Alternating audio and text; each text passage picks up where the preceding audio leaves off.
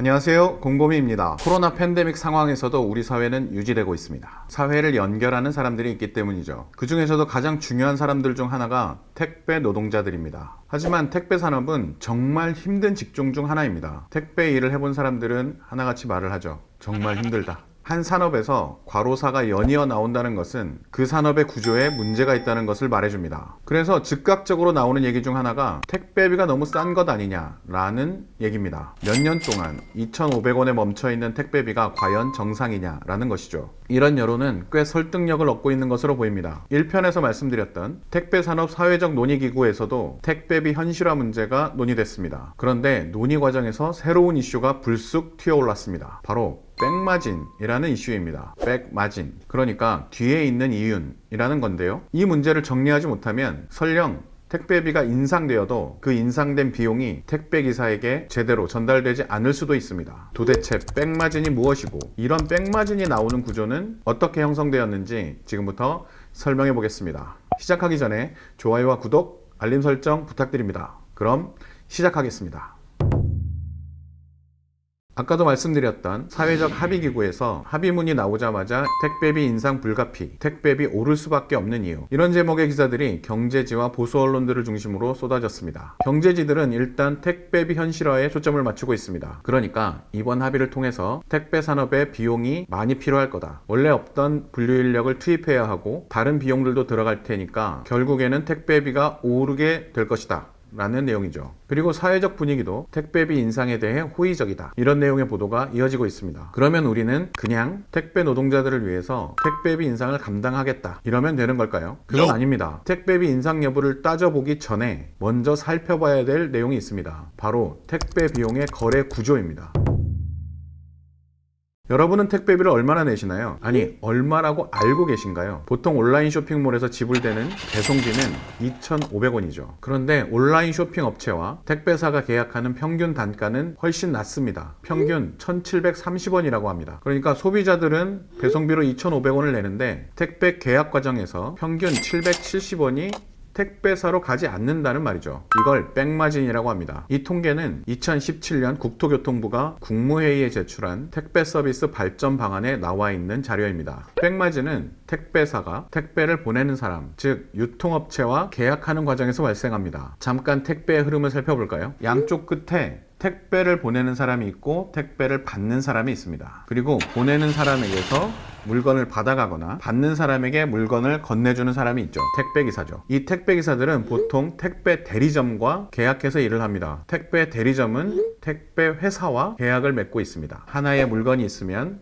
그것이 배달되는 과정에서 택배사와 택배 대리점, 택배기사가 수수료를 나눠 갖는 모양입니다. 그렇다면 택배 대리점들은 배송 물량을 많이 확보해야 이윤을 많이 남길 수 있겠죠.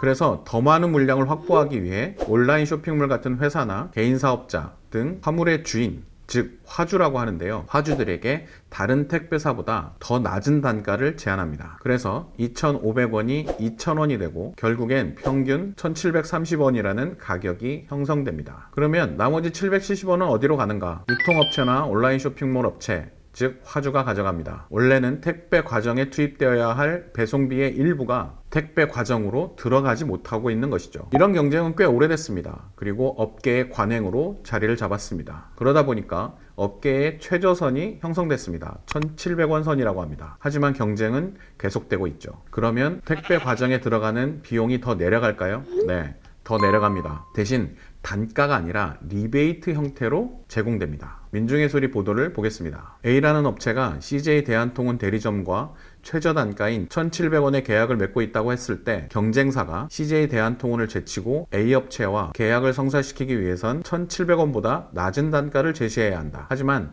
택배사가 정해놓은 가이드라인으로 인해 단가를 더 낮출 수 없을 경우 공식적인 계약은 1,700원으로 하되 추가 할인을 약속하고 이를 현금으로 돌려주는 경우가 있다. 현재 택배 대리점을 운영하고 있는 분의 말이었습니다. 그러니까 심지어 택배 대리점이나 택배 기사들의 수익 중의 일부까지 화주에게 제공되는 상황이라는 말입니다. 이런 상황은 결국 택배사의 이윤 하락으로 나타나게 됩니다. 그럼 택배사는 어떻게 해야 할까요? 혹은 택배 대리점은 어떻게 해야 할까요? 네, 택배 노동자들을 쥐어짜는 구조가 만들어지는 겁니다. 이윤이 줄어들다 보니까 어디선가는 비용을 줄여야 하는데 그 비용이 바로 물류 작업에 인력을 투입하지 않는 방식으로 나타나고 있는 것이죠.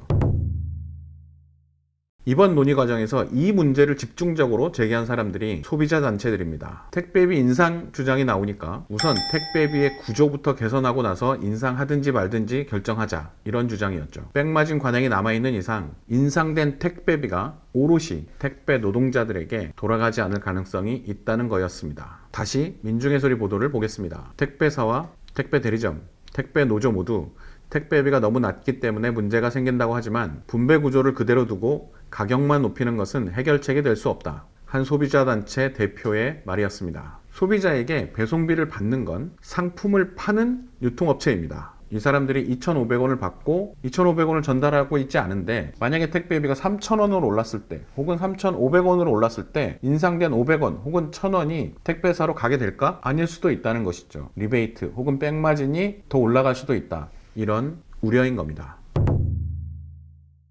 그럼 화주들, 그러니까 온라인 쇼핑몰 등의 입장은 뭘까요? 화주들은 소비자에게 받는 배송비에는 포장비와 인건비 등의 부수 비용이 포함되어 있다.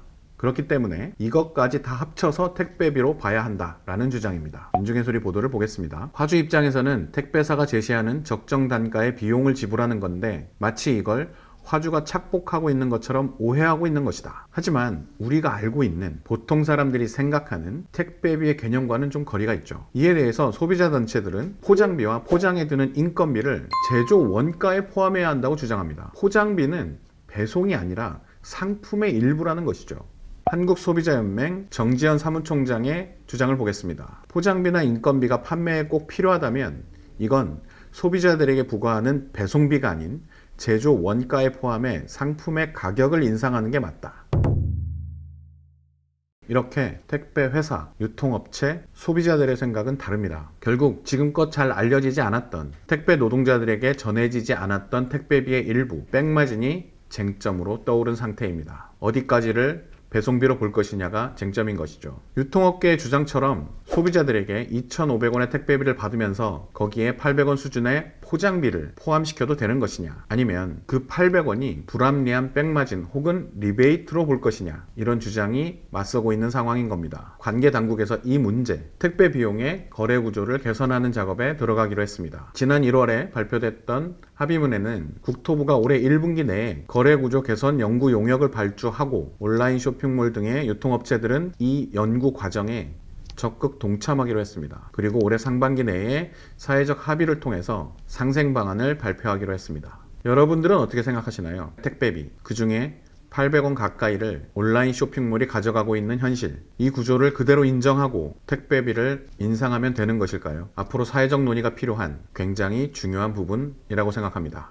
곰곰이의 쟁점 해설, 택배비의 숨겨진 진실, 백마진 편은 여기까지 하겠습니다. 유익하셨다면 좋아요와 구독, 알림 설정 부탁드립니다. 지금까지 시청해주셔서 감사합니다. 저는 다음 편에서 또 뵙겠습니다. 지난 1편이 나가고 나서 택배 일을 하고 계신 분들의 댓글이 달렸습니다. 관련해서 저에게 다른 내용들도 있다. 일반적으로 택배를 하는 분들이 겪고 있는 현실을 전달해 주겠다라는 분이 계셔서 이메일을 받기로 했습니다. 그 내용을 바탕으로 다시 정리해서 설명해 드릴 내용들이 있다면 3편을 제작해 보도록 하겠습니다. 택배산업 1, 2편은 제가 모든 걸 취재한 게 아니라 민중의 소리 윤정원 기자가 취재한 내용을 바탕으로 제작됐고요. 관련된 기사는 설명란에 링크로 남겨놓겠습니다. 더 자세한 내용을 알고 싶으시면 그 기사들을 읽어보시면 더 도움이 될 것 같습니다. 시청해주셔서 감사합니다.